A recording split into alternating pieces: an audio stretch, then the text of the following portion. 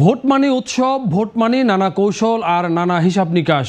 সেই হিসাব নিকাশ নিয়েই আমাদের এই আয়োজন ভোটের অঙ্ক। আজ আমরা আলোচনা করব ঝিনাইদহ ৪ আসন নিয়ে। ঝিনাইদহ ৪ বাংলাদেশের ৮৪ নম্বর সংসদীয় আসন। এটি ঝিনাইদহ জেলার কালীগঞ্জ উপজেলা এবং সদর উপজেলার ৪টি ইউনিয়ন নিয়ে গঠিত।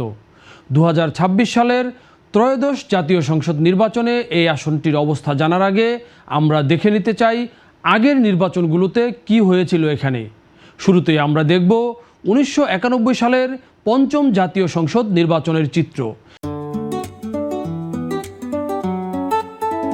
সবচেয়ে আপডেটেড ফিচার্স নিয়ে ১৪০টিরও বেশি দেশে কনকাফরেজ।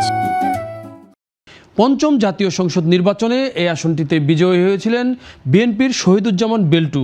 ধানের শীষ প্রতীক নিয়ে তিনি ভোট পেয়েছিলেন ৪১,৯৭১, যা মোট ভোটের ৩৭.৫%। তার নিকটতম প্রতিদ্বন্দ্বী ছিলেন আওয়ামী লীগের শাহ মোহাম্মদ জাহাঙ্গীর শিকদার। তিনি নৌকা প্রতীক নিয়ে ভোট পেয়েছিলেন ৩১,৫৫৩, মোট ভোটের ২৮.২%।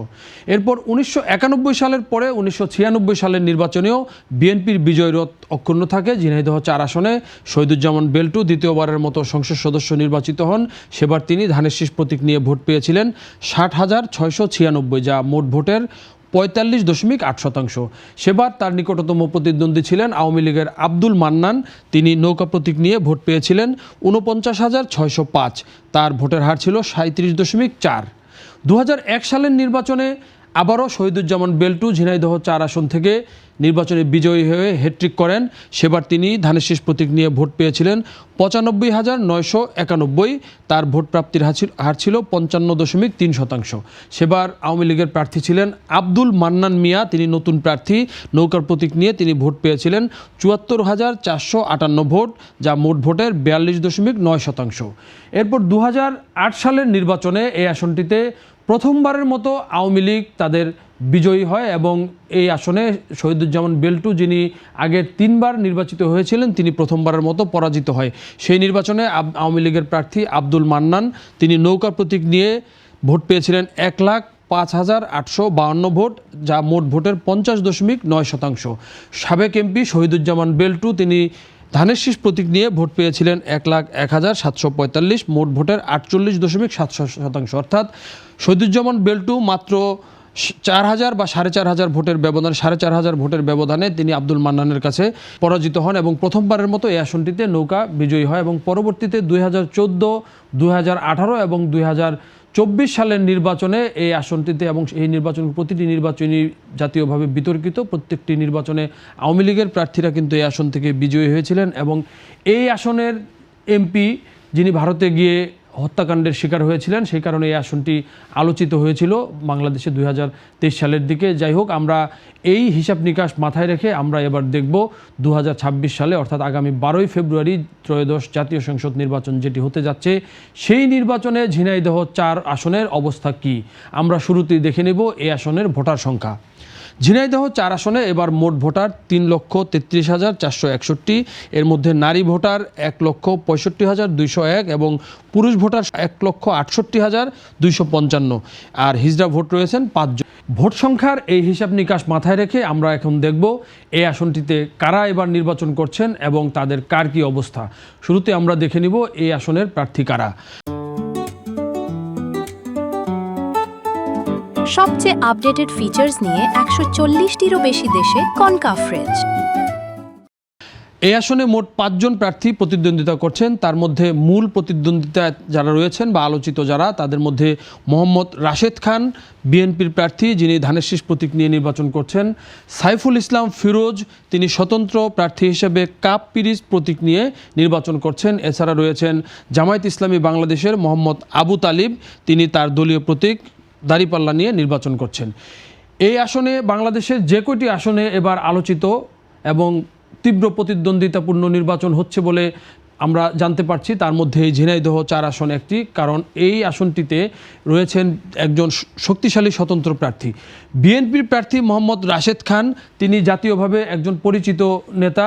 ২০১৮ সালের কোটা বিরোধী যে আন্দোলন হয়েছিল বাংলাদেশে ছাত্র আন্দোলন, সেই আন্দোলনের ভিপি নূরের সঙ্গে তিনি অত্যন্ত ওতপ্রোতভাবে জড়িত ছিলেন এবং সে আন্দোলনের অন্যতম একজন সংগঠক। পরবর্তীতে ভিপি নূরের নেতৃত্বে রাশেদ খান গণ অধিকার পরিষদ নামে রাজনৈতিক দল গঠন করেন এবং তিনি কিন্তু সেই দলটির সাধারণ সম্পাদক ছিলেন। সর্বশেষ গত 27শে ডিসেম্বর তিনি গণ অধিকার পরিষদ থেকে পদত্যাগ করে বিএনপিতে যোগ দেন এবং সেদিনই তিনি ঝিনাইদহ 4 আসনে বিএনপির টিকিট পেয়ে ধানের শীষ প্রতীক পান।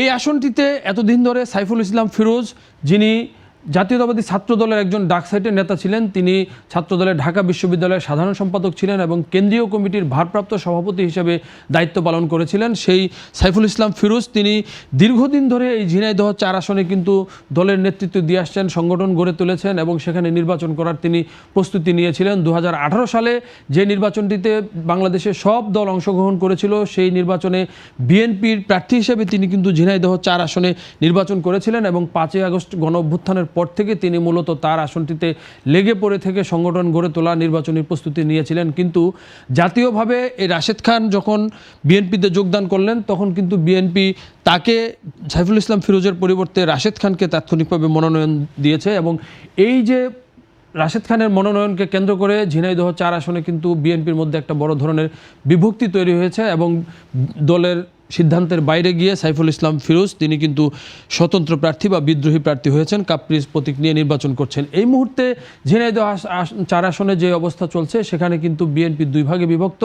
একটি অংশ তারা মোহাম্মদ রাশেদ খানের পক্ষে, অর্থাৎ দলীয় যিনি প্রার্থী ধানের শীষের প্রার্থীর পক্ষে তারা প্রচারণা চালাচ্ছেন।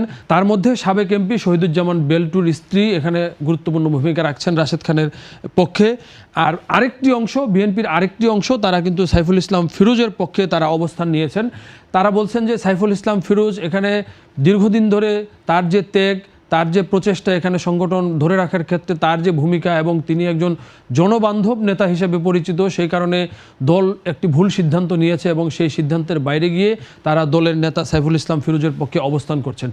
এই যে বিএনপির মধ্যে যে এই বিভক্তির সুযোগ কাজে লাগিয়ে জামায়াত প্রার্থী মোহাম্মদ আবু তালেব তিনি কিন্তু ঝিনাইদহ 4 আসনে ঘরে ঘরে গিয়ে প্রচার চালাচ্ছেন এবং বিএনপির মধ্যে এই যে দ্বিধাবিভক্তি, এই বিভক্তির সুযোগকে কাজে লাগিয়ে তিনি কিন্তু দাঁড়িপাল্লা প্রতীকের বিজয় নিশ্চিত করার জন্য কাজ চালিয়ে যাচ্ছেন এবং এই যে বিএনপির বিভক্তির কারণে দাঁড়িপাল্লা আসলে ওখানে জয়ী হন কিনা সেটাও কিন্তু অনেকে ধারণা করছেন বা সেটাও কিন্তু আলোচনায় রয়েছে। তবে এই 3 জন প্রার্থীর মধ্যে যে মূল প্রতিদ্বন্দ্বিতা থাকছে, এটি কিন্তু আমরা এখনই বলে দিতে পারি। এর মধ্যে একটি গুরুত্বপূর্ণ যে বিষয়টি প্রতিটি আসনের ক্ষেত্রে এবার কাজ করছে, একটি হচ্ছে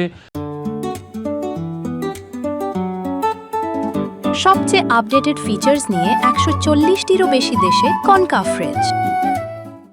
আওয়ামী লীগের ভোট, আরেকটি হচ্ছে তারুণ্যের ভোট। আওয়ামী লীগ এই আসনে আমরা দেখেছি যে প্রতিটি নির্বাচনেই কিন্তু তারা একটি উল্লেখযোগ্য সংখ্যক ভোট পেয়েছে এবং 2008 সাল থেকে পরবর্তী নির্বাচনগুলোতে তারা কিন্তু এখানে আওয়ামী লীগ বিজয়ী হয়েছে। সেখানে আওয়ামী লীগের একটি শক্ত ভিত্তি রয়েছে এবং তাদের অনেক নেতাকর্মী এলাকা ছাড়া হলেও নীরব ভোটার এবং অনেক সমর্থক কিন্তু সেখানে অবস্থান করছেন এবং তারা যদি ভোট দিতে যান এবং শেষ পর্যন্ত তারা আসলে কার পক্ষে অবস্থান নেবেন, ধানের শীষ নাকি কাপ্পিরিচ, সেটার উপর কিন্তু এই আসনের ফলাফলটা অনেকটা নির্ভর করছে। দ্বিতীয় যে বিষয়টি, যে এই নির্বাচনে তরুণদের ভোট কিন্তু একটি গুরুত্বপূর্ণ ভূমিকা পালন করবে, কারণ হচ্ছে 2008 সালের নির্বাচনের পর এদেশের তরুণরা কিন্তু ভোট দিতে পারেনি। সেক্ষেত্রে রাশেদ খান একজন তরুণ নেতা হিসেবে, বিশেষ করে 2018 সালের কোটা বিরোধী আন্দোলন এবং 2024 সালের জুলাই আগস্টের যে গণ অভ্যুত্থান, সেই 2টি আন্দোলনে তার যে ভূমিকা, সেই কারণে কিন্তু তরুণদের একটি সমর্থন বা তরুণ ভোটারদের একটি সমর্থন কিন্তু তিনি পেতে পারেন। ফলে এই আসনটিতে যে তীব্র প্রতিদ্বন্দ্বিতা হবে এটি আমরা বলতে পারি এবং জমজমাট নির্বাচনের মধ্য দিয়ে শেষ পর্যন্ত আসলে 12ই ফেব্রুয়ারি নির্ধারিত হবে কে জয়ী হচ্ছেন ঝিনাইদহ 4 আসনে। সেই পর্যন্ত অপেক্ষায় থাকতে হবে আমাদের।